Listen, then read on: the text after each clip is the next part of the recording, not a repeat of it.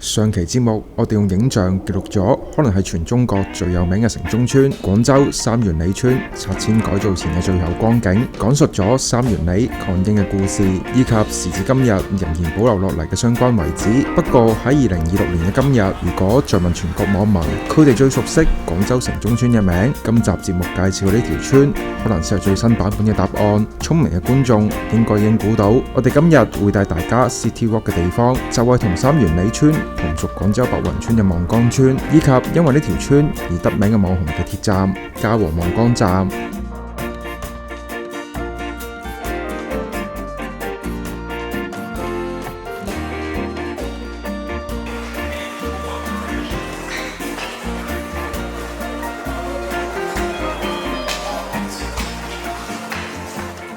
眾所周知，嘉禾望崗站喺社交平台爆紅嘅原因係因為內地歌手海來阿木嘅一首同名歌曲《嘉禾望崗》。不過喺呢首歌以及相關地鐵站被廣東文旅等部門聯合推上而家呢個熱度之前，如果你問廣州街坊最能夠代表廣州嘅地鐵站，我相信絕大部分人嘅答案應該都係地鐵1、2號線嘅換乘站公園前站。無獨有偶，作為廣州嘅驕傲，我哋嘅軒公張敬軒喺佢將演藝事業發展重心轉移到香港之前嘅2004年，就親自操刀作曲同埋編曲，創作咗一首以公園前站作為靈感嘅廣東歌《公園前》。填詞人殷葵將好多嘅廣州地標，例如黃花崗、石室聖心大教堂、文明路等，融入到歌詞之中，可以話軒公寫俾廣州嘅一封情書。喺正式開始本期節目之前，容許我嘅私心帶大家先重溫一下呢首懷舊嘅經典金曲。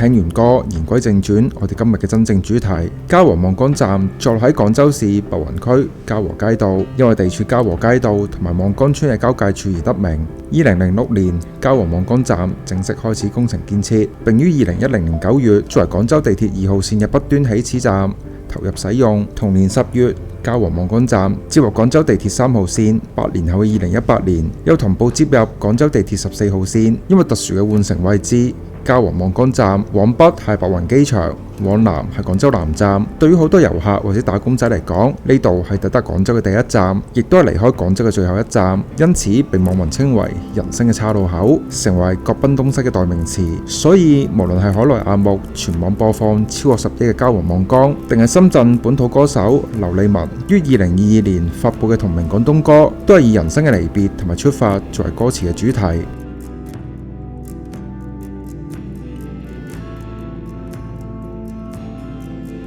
作為廣州首個3線換乘站，嘉禾望崗站歷史最高單日客流量達到64萬人次，更曾經喺2025年9月30日單日客流量超過惡名昭著嘅死亡3號線嘅體育西站。所以歌詞中嘅第一句空蕩蕩的地鐵裏，孤單單的我和你，被網民認為不切實際，而反覆攞出嚟玩緊鞭屍。我哋今日嚟到嘉禾望崗站，發覺呢度已經唔單單係一個地鐵站，而係變成一個網紅打卡點。喺嘉禾望崗站嘅 C 出口，你會見到一個獨特嘅藝術裝置，將樹嘅年輪同埋黑膠唱片巧妙融合。根據創造者嘅描述，一圈圈嘅年輪象徵廣州城市記憶同埋市民嘅悲歡離合，藏咗喺歲月嘅循環入面。行入地鐵站，喺站廳嘅中央有一個充滿復古感嘅青春郵局，你可以寫一封信俾1年後嘅自己，又或者俾嗰個終會再見嘅人。旁邊仲有黑膠唱片牆，方便遊客打卡。現場提供 DIY 明信片服務，遊客可以將呢份儀式感帶返屋企入面。當然，無論係通往月台嘅扶手梯兩旁，定係站台嘅牆上，都貼滿咗網紅金曲嘅歌詞。站內更加定時循環播放歌曲，上檔洗腦，絕對值得 fans 打卡。嘉禾望崗站嘅換乘平台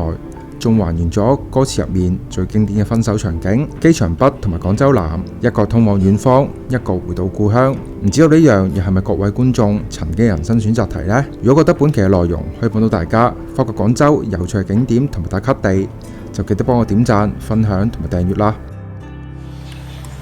介紹完網紅地鐵站嘉禾望崗站，開始回歸到我哋節目嘅民族文化典故環節，帶大家 City Walk 探索組成嘉禾望崗站嘅嘉禾街同埋望崗村。嘉禾指嘅係生長茁壯嘅禾道。漢書有云：甘露降，風雨時，嘉禾興，為古代吉時嘅象徵。大家應該記得我哋之前介紹過關於廣州城嘅五仙傳說。傳說中仙人騎羊陣谷於八月仙文，而嘉禾街所依靠嘅白雲山麓正係仙人播撒福祉嘅區域。根據地方志記載，由南宋先民移居到此地開始，嘉禾街就係廣州北郊著名嘅糧倉。嚟自白雲山嘅山泉滋養住呢片熱土，孕育出嘅燒乾菜心、黃邊、無核雞心翅、褐邊粉角等嘅農產品馳名省港澳。嘉禾街喺明清時期隸屬番禺縣務德里司管轄，隨住人口聚集同埋交通改善，嘉禾一帶從農耕村落逐漸發展為廣州北郊嘅商貿樞紐。呢個就係嘉禾街嘅前身，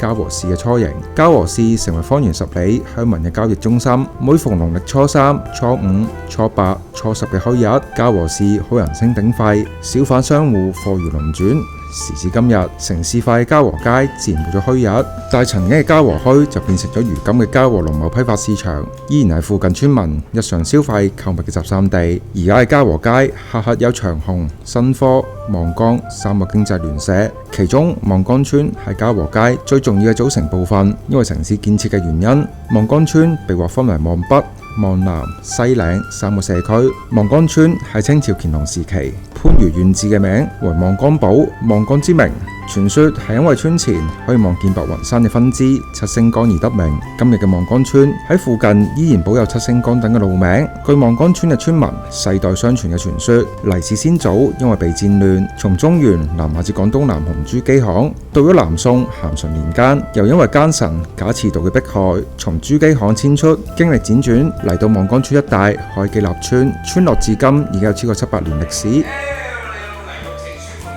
今日我哋到訪嘅望北同埋望南，擁有2座同姓不同源嘅黎氏大宗祠，分別係望北嘅紫堂黎氏大宗祠、望南嘅軍堰黎氏大宗祠。紫堂黎氏大宗祠係望崗村中最大嘅宗族祠堂，始建年份已經不可考證，有確切記載嘅上一次重修時間係清光緒年。祠堂嘅正面為主體磚木結構建築，岩山頂兩側梁木嘅花紋雕刻相當精細，大門對聯為南紅城細宅，北正鎮家聲。望南嘅軍堰黎氏大宗祠，據講比北約嘅宗祠遲100年左右興建，於清嘉慶同道光年間進行過2次重修。該祠坐西向東，左側相隔一條雲涌小巷，同農場泥公祠相鄰。祠堂屋檐以石柱托頂，大門為石竹框架，用料比日常見到嘅普通祠堂大門紮實得多，足黎氏先祖當年嘅丁財旺盛。我去參觀2間黎氏大宗祠嘅時候，發現咗一個相當有趣嘅現象，就係2座宗祠嘅旁邊都建有專門供奉洪聖爺嘅洪聖古廟。洪聖爺源自上古嘅南海神，從唐朝至清朝歷代被皇室加封。喺宋史上首次出現南海洪聖廣利王嘅文字記載，從皇家祭壇行入民間，洪聖爺成為廣府地區祈求海事平安、漁業豐收嘅民間神之信仰。我哋參觀嘅當日，適逢望北正喺度舉行鬧元宵嘅慶典，有幸喺祠堂親眼見證廣府地區最出名嘅宗族習俗太公分豬肉。呢個習俗喺廣府地區已經盛行有過千年之久，係維繫父系血緣紐帶嘅重要習俗。村中嘅族人祭祀太公後，將祭品豬肉按人平分，象徵公平、公正同埋分享，亦都寓意新年豐衣足食。呢個亦都係著名歇後語太公分豬肉人人有份嘅典故出處。相比起嘉禾望崗站呢個人造網紅景點，果然都係傳統嘅民族文化更加吸引我，亦都為今日嘅嘉禾望崗之行畫上相當好意頭嘅圓滿句號。最後歡迎大家留言同我哋分享一下廣州仲有咩值得玩或者試嘅景點同埋美食。我哋下期節目再見。